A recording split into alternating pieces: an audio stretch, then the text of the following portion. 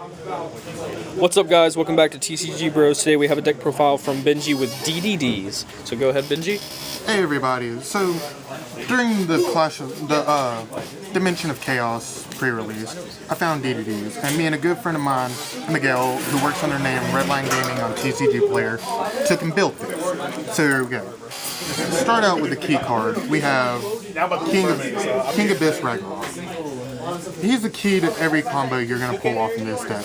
Because when he's in the Pendulum Zone, when you special summon a DDD monster, except during damage step, you can special summon one from grave, then afterwards, take 1,000, every battle damage is half. Or when he's special summoned as a monster, you can just special summon a DDD right off the bat from the graveyard.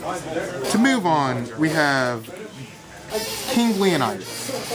King Leonidas' pendulum effect isn't really used that much, but it's pretty much the same effect as our Joan of Arc. But as far as his monster effect goes, whenever you take effect damage, you can take and special summon him from hand and gain life points equal to what you took. So when you lose monster presence and everything, he's a great card to have during your standby phase when the contracts go off. To continue this, we have the DDD Kepler. Kepler, when he's normal or special summon, you can activate one of his effects. Target one DDD card and return it to hand, or add one Dark Contract from your deck to hand, which is the effect that's majority used. To continue on, we have Galilei. Galilei, pretty much, during either player's turn, you can pitch him and return one DDD from the field to hand.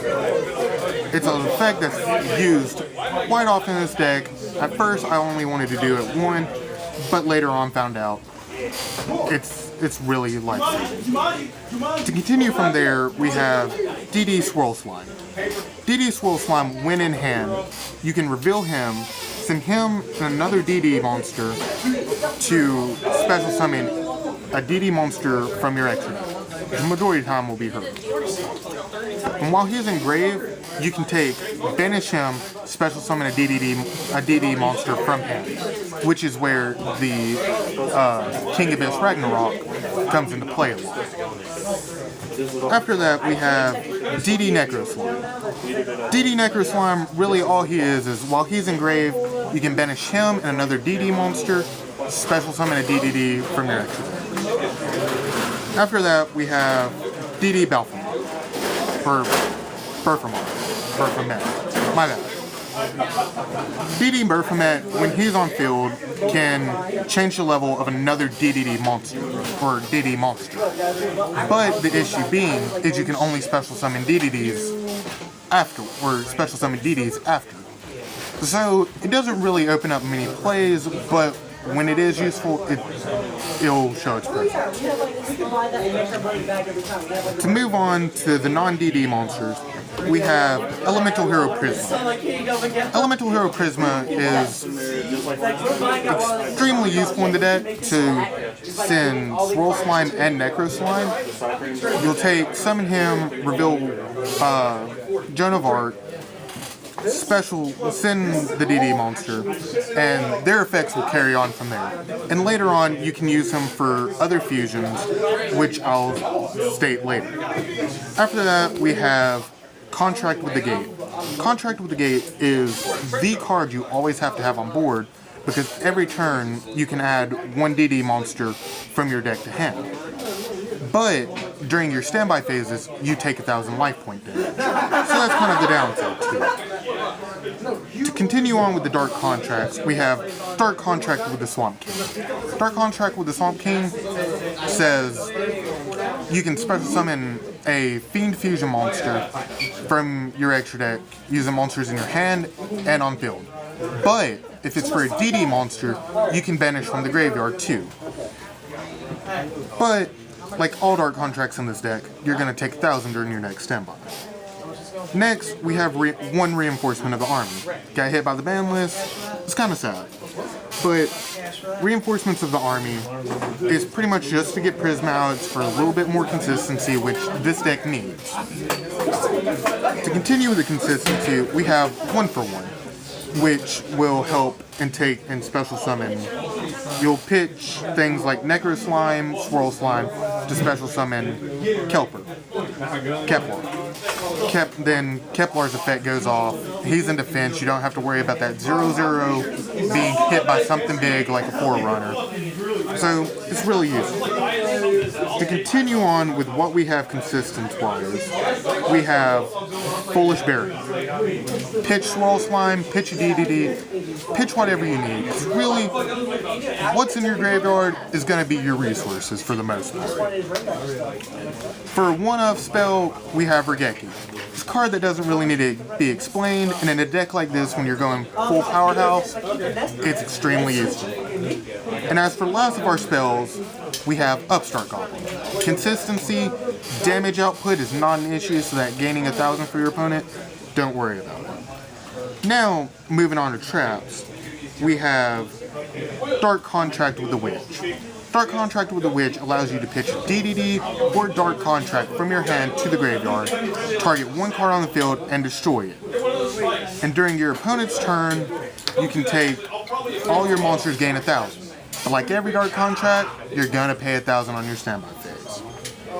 Next, it's a card that my friend convinced me to use. I didn't think it was going to be much of anything, but it came out to be one of the best things in this tournament.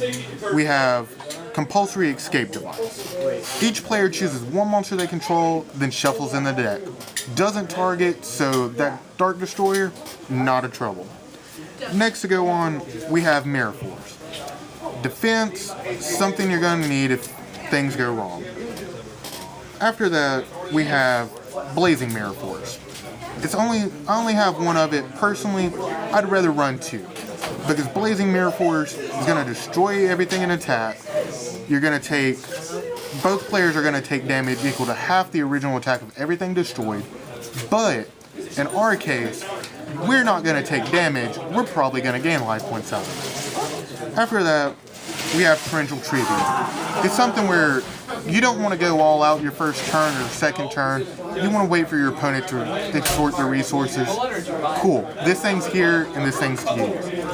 And for the last card of our main deck, we have Vanity's Emptiness. Once you set a good board, Vanity's Emptiness covers everything. You don't have to worry about Infernoids, you don't have to worry about Cosmos, nothing special. You just got to make sure you don't have a DDD, you don't have one of those DDD towers, the pendulum monsters, on the board, because they're going to cause problems, they're going to make Vanities not as good. Since we're done with the main deck here, we're going to move on to the extra. To start out with the extra deck, the main monster you're going to be making every game, and you're probably going to make all three of them, DDD Oracle King. Oracle King, when he's on board, you gain life points instead of taking it. So all those Dark Contracts you're worried about taking that 1,000 next standby phase, no, you're going to be gaining 1,000. And like I said earlier with the Blazing Mirror Force, you're going to be gaining that life points instead. To move on with the deck, the extra deck, we have DDD King Caesar Ragnarok. Caesar Ragnarok, I love him. He's sometimes difficult to get out, but when he is, he's a powerhouse. When he attacks a monster, that your opponent controls, you can take equipped another monster that you're not attacking to him. He gains the original attack, and you can still proceed on. So like with Cosmos, alright, cool. Dark Destroyer can't be targeted, Caesar gets around that. Caesar takes Dark Destroyer, makes him an equipped card. He becomes a 62 beater, and you ain't gotta worry about it. Next on, we got the rank A DDD Exceed. Only one we got right now, kinda sad, but it works. Him, you can detach one material, he's a heavy storm, you don't have to worry about that back row running into that Mirror Force. And you can also, in the same turn, detach another Exceed and set a Dark Contract from your graveyard. So you don't have to worry about blowing up your own dark contracts, because what you need, you can get back. To move on, we have 2 Dracosat. Dracosat can be made easy. He's such a common card to come across. And it's more or less when things aren't going your way, you can sit for a second, recuperate. To move on, we have Heliopolis. Heliopolis, 3000 beater. You can take, detach, tribute monsters, and pop your opponents. And with this deck, getting things back is not going to be an issue with Ragnarok in a Pendulum Zone and a Ragnarok in hand. To continue, we have Felgrim. Felgrim's a monster you make every now and then, but it's only when those situations really call for it. To continue with this, we have number 11, Big Eye. Big Eye is a rank 7 that can be made no trouble, and you can just take monsters, clear that board, and keep attacking. Then we have Red Eye's Flare Metal Dragon. It's for those times where you get your opponent down low, but you can't get that extra damage in. This just prevents them from doing things you don't want them to be doing. Then we have Master of Blades. Master of Blades, it's more or less that monster just to get there to keep that presence. And for the last part of our extra deck, something I really enjoy in this that I didn't think was going to really be needed. I just did it for the laughs, the fun, but we got the cannon. Gustav Max. Gustav Max, detach 1, build 2000. And you don't have to worry about really making them, because this Kelper is a level 10. And if you have a Ragnarok in Pendulum Zone and a Ragnarok in hand, you can make this without issue. And if you can only get one of those on board, that's no issue, because you can use